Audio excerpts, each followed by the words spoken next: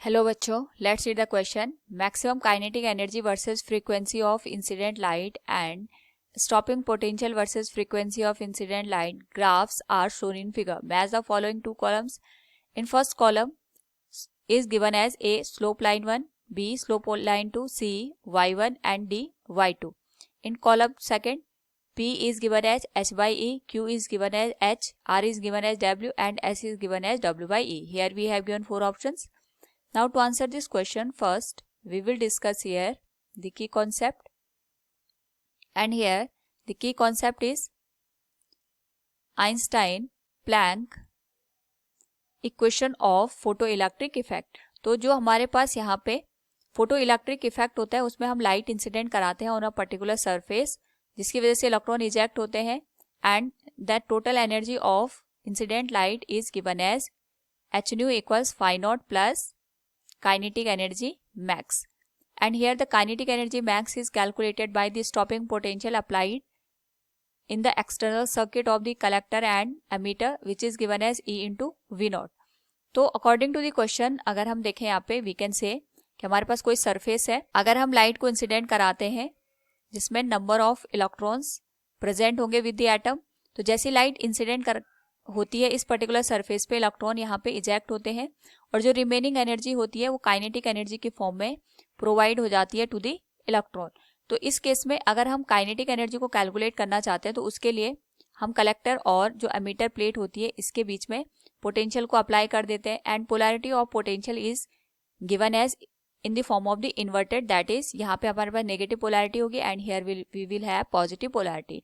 तो जितने भी इलेक्ट्रॉन्स होंगे ये कलेक्टर प्लेट पे एक्यूमुलेट होने से रुक जाएंगे, और एक पर्टिकुलर पोटेंशियल ऐसा होगा कि जो काइनेटिक एनर्जी मैक्सिमम वाला इलेक्ट्रॉन होगा वो भी कलेक्टर प्लेट पे जाने से रुक जाएगा. उसी पोटेंशियल को हम यहाँ पे स्टॉपिंग पोटेंशियल का नाम दे देते हैं, यानी वो पोटेंशियल जो कि मैक्सिमम काइनेटिक एनर्जी के इलेक्ट्रॉन को भी यहाँ पे रोक दे, it is known as stopping potential.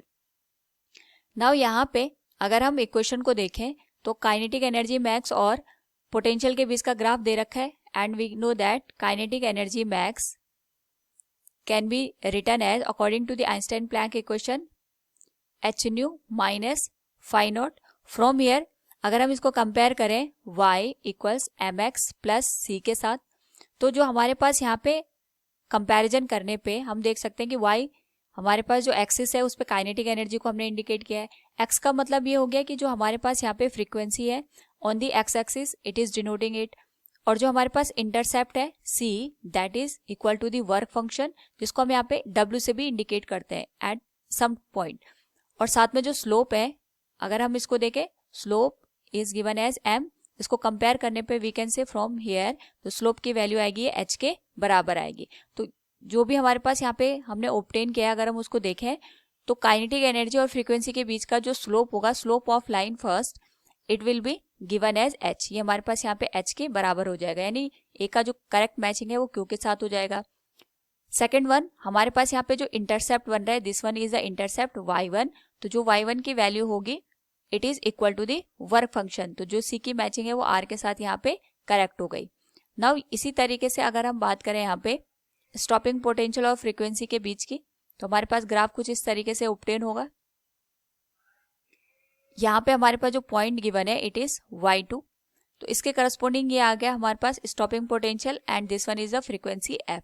तो यहाँ से अगर हम इक्वेशन को देखें we can write it will be h nu equals work function w plus kinetic energy max, और काइनेटिक एनर्जी मैक्स को हम रिप्लेस कर सकते हैं यहाँ पे E इंटू वी नॉट के बराबर. तो जो वी नॉट की वैल्यू आएगी it will be h into nu divided by E minus work function divided by E के बराबर. तो कंपेयर करें अगर y equals mx plus c के साथ, तो यहाँ पे जो इंटरसेप्ट बन रहा है that is minus w by E work function divided by electron का जो चार्ज होता है दैट इज 1.6 इंटू 10⁻⁻19 कूलम, और साथ में जो x है ये हमारे पास फ्रीक्वेंसी को इंडिकेट कर रहा है. नाउ यहाँ पे जो स्लोप है अगर हम स्लोप की बात करें इट इज m, और इसकी वैल्यू हो जाएगी h बाई ई के बराबर. सो अगर हम यहाँ पे ऑप्शंस को देखें तो नाउ यहाँ पे अकॉर्डिंग टू दी कॉलम जो स्लोप ऑफ लाइन 2 है, अगर हम सेकंड ग्राफ के स्लोप को देखें तो ये हमारे पास यहाँ पे h/e को रिप्रेजेंट कर रहा है, जैसे अभी हमने यहाँ पे कैलकुलेट किया। तो जो b की मैचिंग होगी that will be equal to the p, वो p के साथ यहाँ पे करेक्ट हो जाएगी। और जो इंटरसेप्ट है, this one is the intercept, it is indicating as w/e के बराबर, जो कि हमारे पास हो जाएगा मैच s के साथ। तो according to the given option अगर हम देखें, a is matching with q, b is matching with p, c is matching with r and d is matching with s। तो गिवन ऑप्शंस में से हम कह सकते हैं option third will be the correct one. Hope all you understood it. Thank you and best of luck.